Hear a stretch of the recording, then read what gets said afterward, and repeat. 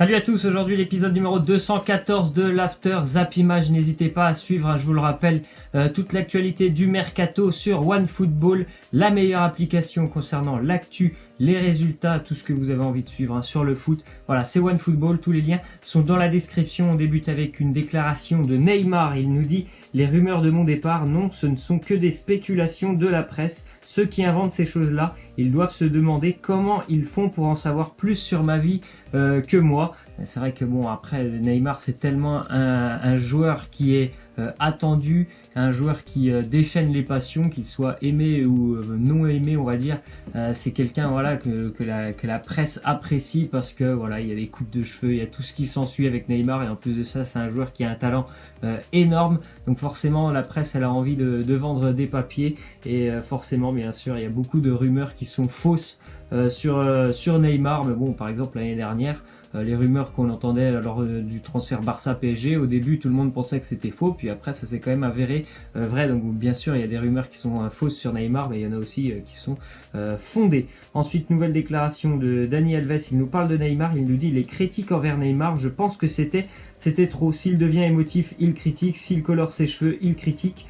Je veux voir ces gens à la place de Neymar. Après bon, comme je viens de vous le dire, Neymar, voilà, c'est quelqu'un, il a tellement de fans que forcément il y a aussi des gens qui ne l'apprécient pas, donc forcément il y aura aussi des critiques, mais c'est partout, hein. Il y a des critiques partout, dans chaque milieu, que ça c'est pas forcément le football. Il y a des gens qui vous apprécient, il y a des gens qui ne vous apprécient pas, c'est comme ça, c'est la vie.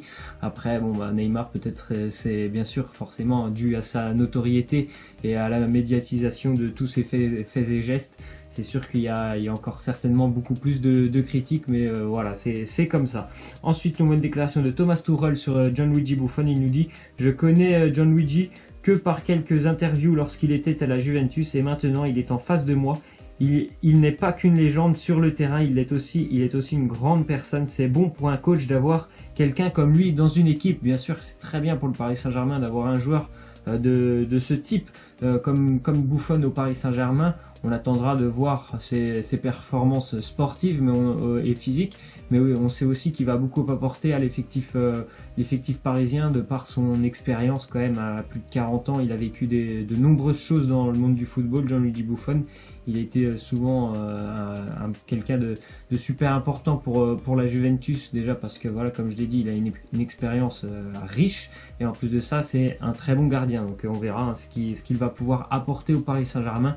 En tout cas, je pense pour l'effectif du PSG qui a aussi quelques jeunes joueurs, ça peut être vraiment très intéressant ce style de joueur. Ensuite, du côté de Lyon, déclaration de Jean-Michel Aulas. Il nous dit: Memphis ne partira pas, on a peiné pour revenir en Ligue des Champions, ce n'est pas le moment d'être ridicule en championnat, et il y aura en plus une belle concurrence. Il y a des rumeurs du côté de Lyon pour Memphis, pour Nabil Fekir, mais visiblement quand même Jean-Michel Aulas, il a très envie de conserver, on va dire, une grande partie de l'ossature de l'équipe lyonnaise depuis l'année dernière. Après, c'est vrai que de toute façon, du côté de Lyon, il n'y a jamais de gros chamboulements, on va dire, niveau mercato, mais là, il y a quand même eu vraiment du beau boulot l'année dernière. Ce serait dommage de perdre des cadres.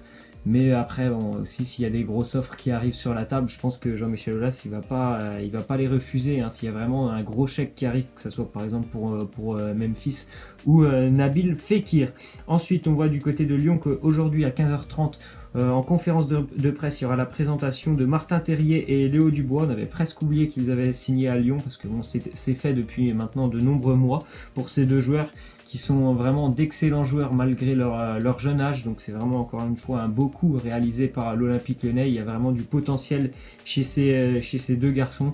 Lyon qui a quand même un très très bel effectif, je pense, pour l'année prochaine. J'espère pour eux qu'ils vont pouvoir vraiment être très bien représenter la France, on va dire, sur la scène européenne en Ligue des Champions pour leur retour dans la coupe aux grandes oreilles. Ensuite, on voit que l'Olympique Lyonnais aurait transmis une offre de prolongation de contrat à Nabil Fekir. Donc sous contrat jusqu'en 2020. Est-ce qu'il va partir? Est-ce qu'il va rester, Nabil Fekir? On ne sait pas. En tout cas, Jean-Michel Aulas, il a dit que s'il n'y avait pas d'avancée au niveau mercato jusqu'à la fin du mois de juillet, donc voilà, c'est dans très peu de temps, normalement il devrait continuer avec l'Olympique Lyonnais. Après, c'est sûr que c'est un joueur de qualité, un joueur qui a aussi beaucoup d'expérience, c'est aussi le capitaine de l'Olympique Lyonnais.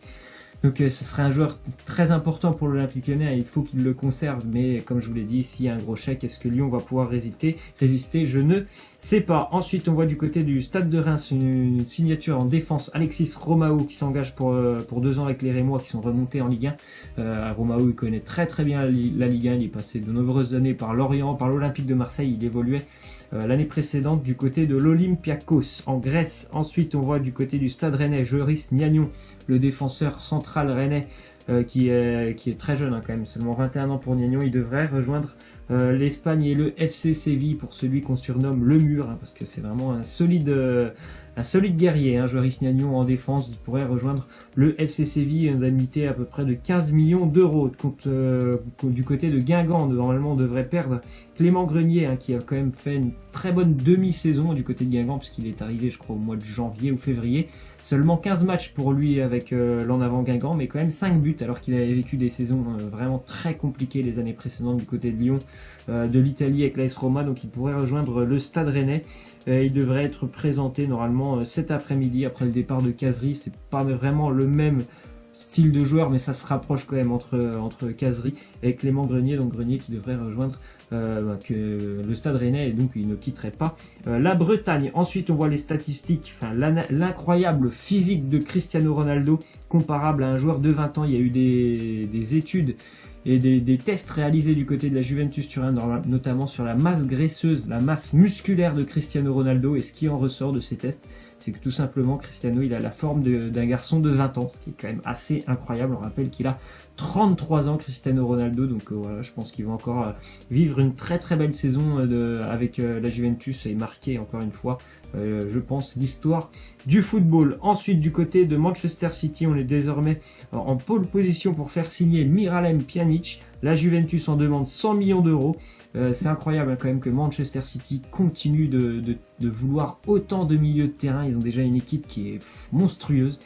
Et ils continuent de s'intéresser à des milieux de terrain comme par exemple Miralem Pjanic. Après 100 millions d'euros, bien sûr ça ne fait pas peur à Manchester City, mais c'est quand même relativement cher pour Miralem Pjanic. C'est un très bon joueur, Miralem Pjanic, ça il y a aucun doute, mais quand même 100 millions d'euros c'est vraiment cher.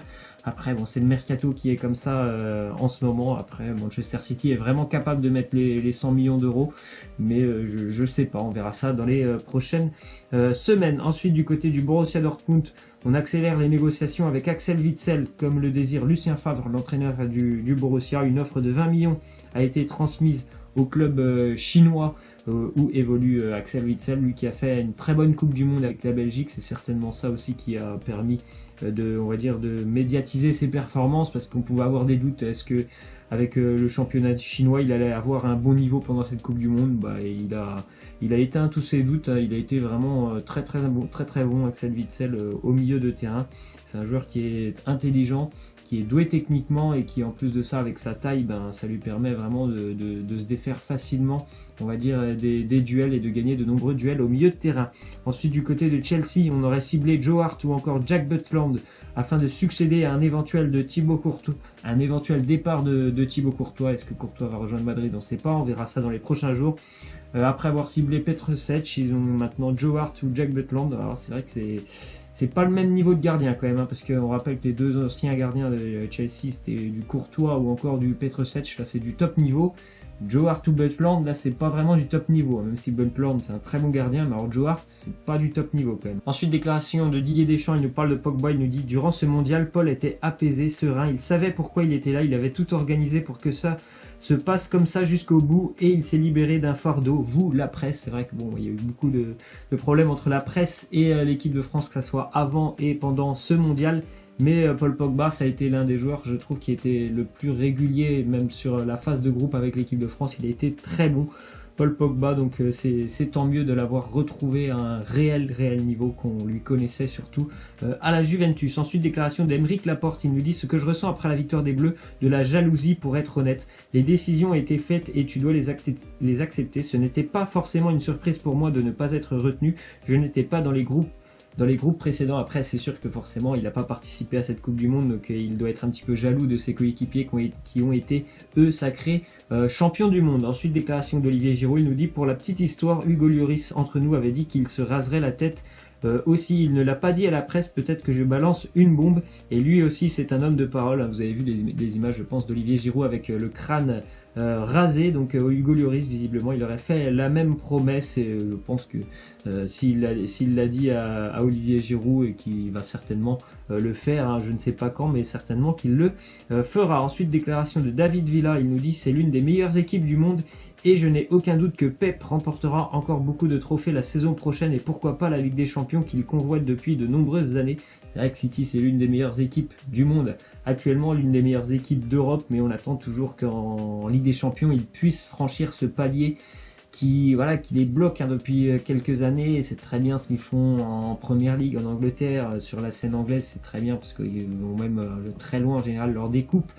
Mais c'est la Ligue des Champions qui compte et on attend toujours de voir City aller, pourquoi pas en demi-finale, même s'ils y sont déjà allés, mais aller chercher ce titre, ce serait quand même l'objectif de Manchester City pour les prochaines années. Ensuite, une déclaration de Uli Hoeneß, le président du Bayern Munich, ancienne star aussi du football allemand. Il a remporté la Coupe du Monde, il a remporté l'Euro. C'est un très très grand joueur, hein. Enfin, un grand joueur maintenant, il a arrêté sa carrière. Il nous dit, à chaque fois que nous jouons contre Arsenal, on se concentrait sur Mesut Özil car nous savions qu'il est le point faible. Sa retraite internationale est une bonne nouvelle pour l'Allemagne. Donc voilà, il y a beaucoup de personnes en Allemagne qui n'aiment pas Mesut Özil, qui n'aiment pas aussi son style de jeu. Donc voilà, le président du Bayern Munich le dit lui aussi. Sa retraite internationale est une bonne chose. Après, bon, c'est pas, on va dire, une grande nouvelle qu'on apprend parce que franchement, Mesut Özil depuis quelques années, c'est pas exceptionnel ce qu'il fait.